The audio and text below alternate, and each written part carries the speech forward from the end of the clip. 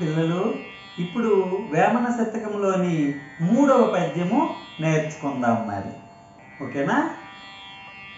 గంగి గోవు పాలు గరిటెడైనను చాలు, కడివెడైన నేమి ఖరము పాలు, భక్తి కలుగు కూడు పట్టెడైనను చాలు, విశ్వదాభిరామ వినురవేమా.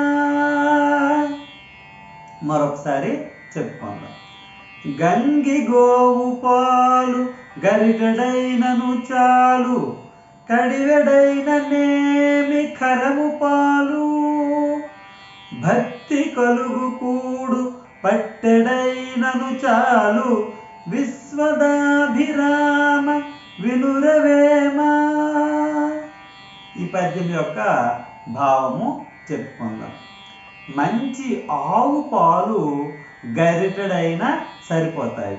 గరిటెడు అంటే ఇప్పుడు మారిపోయింది, గరిటెలు వాడట్లేదు కనుక కొంచెము మంచి ఆవు పాలు కొంచెమైనా సరే మనకు త్రాగటానికి బాగుంటుంది. అంతేగాని ఖరము అంటే గాడిద అని అర్థము. గాడిద పాలు ఒక కుండడిచ్చి తాగమనంటే మనకు తాగుతామా? తాగలేము కదా. అంటే మంచి ఆవు పాలు కొంచెమైనా సరిపోతాయి, కానీ గాడిద పాలు కుండడిచ్చినా సరే మనకి ఏమీ ఉపయోగము లేదు. భక్తి కలుగు కూడు పట్టెడైన చోలు.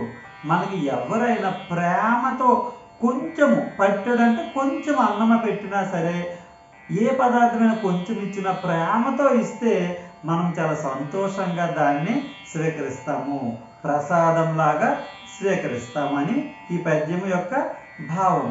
అంతేగాని మన అమ్మాలైనా సరే, ఏదా ఏ పని చేయవు, తిండికి మాత్రం పరిగెట్టి వచ్చేస్తావు, ఏదా నువ్వు మెక్కు తిను అంటే మనకి ఎలా ఉంటుంది?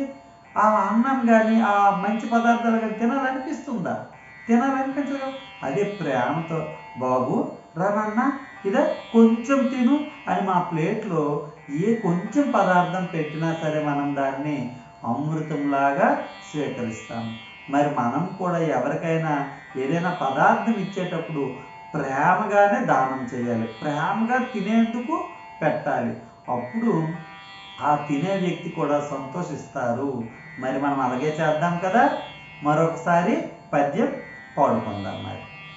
గంగి గోవు పాలు గరిటెడైనను చాలు, కడివెడైన నేమి ఖరము పాలు, భక్తి కలుగు కూడు పట్టెడైనను చాలు, విశ్వదాభిరామ వినురవేమా. ఓకే, 2-3 సార్లు విని ఈ పద్యాన్ని మీరు కూడా నేర్చండి. సంతోషమా పిల్లలు? Thank you.